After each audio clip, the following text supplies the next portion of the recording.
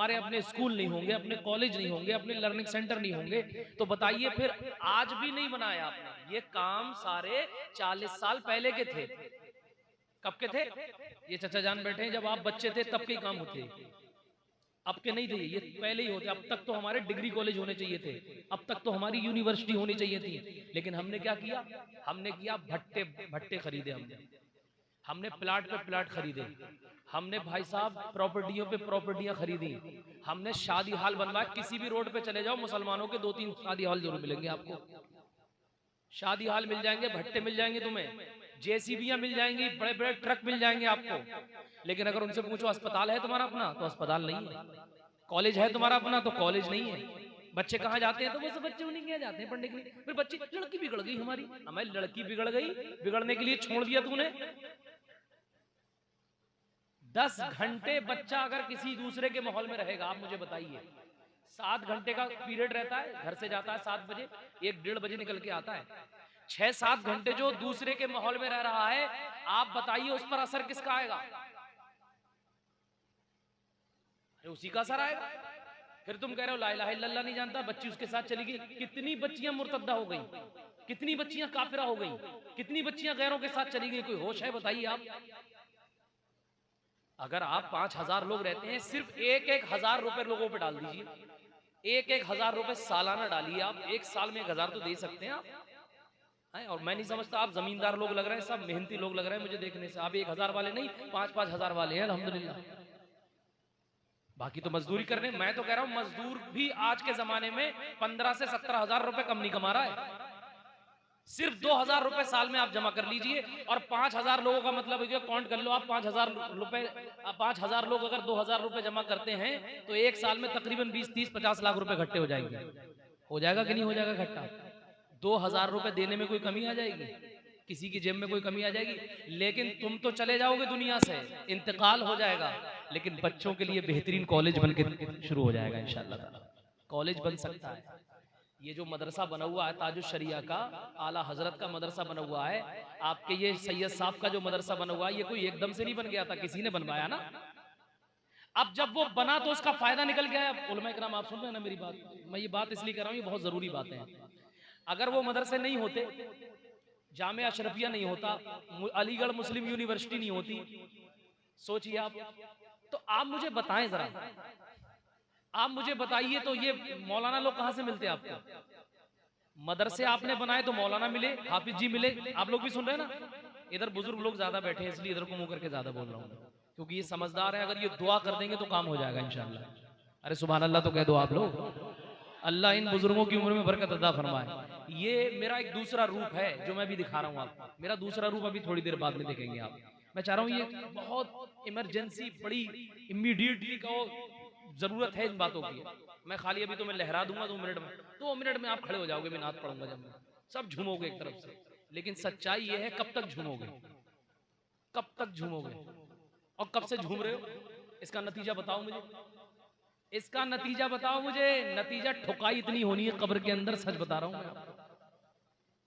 हाँ, ये बच्चियां इस्लाम पे कायम रहें, इसका इंतजाम करो। ये बच्चे मुसलमान बन के जिंदगी गुजारें, इस पे इसका इंतजाम करो।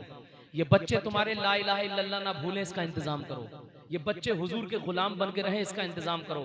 ऐसा ना हो हम तो इंतकाल कर गए और हमारे बच्चे भी गैरों की साजिश की वजह से, गैरों के हपट्टा कहते हैं ना, मतलब एकदम प्लानिंग चल रही है, प्लानिंग के तहत वो लोग काम कर रहे हैं। कई कई लाख रुपए में बच्चियों के ईमान को छीन रहे हैं। हम सब एक हव्वा की औलाद हैं, एक हव्वा की औलाद। अब बताइए, अगर एक लड़की हमारी जाती है तो हम तो ये सोचते हैं ना कि हमारी बच्ची थोड़ी गई है, हमारी बच्ची थोड़ी गई है।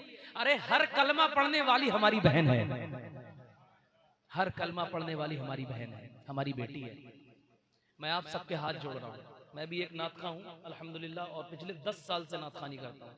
पिछले 4 साल से मैंने एक काम सोचा। मैंने सोचा कि जिस कस्बे में मैं रहता हूँ, कस्बा फतेहगंज सुना होगा, पश्चिमी, एक तो है पूर्वी है तुम्हारा इधर वाला, और एक है पश्चिमी। वहां पर गैर तबके के 12 कॉलेज हैं। कितने कॉलेज हैं? 12 कॉलेज हैं। और मालूम है कितनी लड़कियां ईमान छोड़ चुकी? 17 लड़कियां गैर मुस्लिमों के साथ जा चुकी हैं। अब किसके सामने आंसू बहाऊं बताइए आप। और बरेली शहर के बारे में मालूम है आपको, बरेली शहर की तकरीबन 200 से 250 बच्चियां पिछले 2-2.5 साल में चली गई। अब बताइए इनका ईमान बचाना जरूरी है कि नहीं है? बड़ा दिल पे हाथ रख के बताइए मुझे। अगर कयामत के दिन इन बच्चियों ने शिकायत कर दी हमारी अल्लाह ताला से कि मौला मैं तो मुर्तद्दा हो गई, मैं तो काफिरा हो गई, मैं तो किसी के साथ बहकाने में आके चली गई, लेकिन है मेरे करीम, मेरे जहन्नम में जाने से पहले मेरे ईमान जाने का जिम्मेदार मेरा बाप है, जिस बाप ने मुझे दीन नहीं सिखाया, मेरी माँ है जिसने मुझे दीन नहीं सिखाया, मेरा भाई है जिसने मुझ पर नजर नहीं रखी, बस्ती के अमीर हैं जिन्होंने मेरी तरबियत का इंतजाम नहीं किया।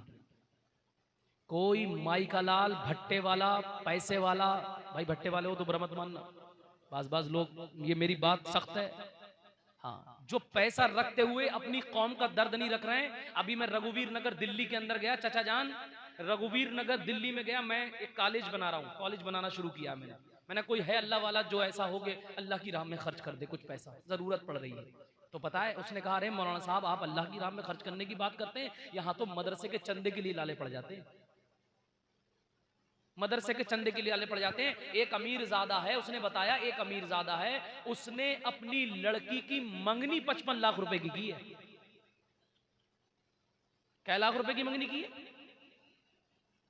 हमारे यहाँ आज नॉर्मल शादी भी कम से कम 12 से 15 लाख की हो रही है। 3 बच्चियां अगर किसी की जवान हो गई तो उसकी सारी सलाहियत उसी में खत्म हो जाती है।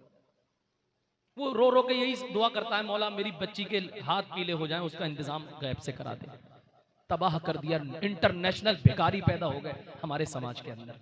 21 तोले सोना दिया उसने अपनी बच्ची को, 21 तोले सोना।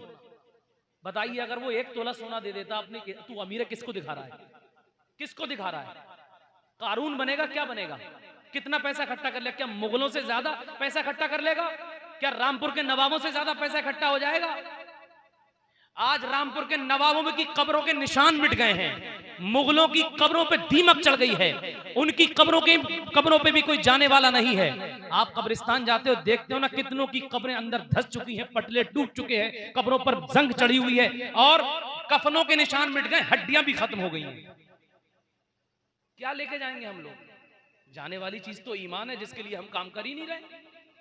इसलिए मैंने सोचा कि मरते मरते अगर मेरे रब ने मुझे जिंदगी दी तो आने वाले 3-4 साल के अंदर एक बेहतरीन कॉलेज बनवाऊंगा इंशाअल्लाह।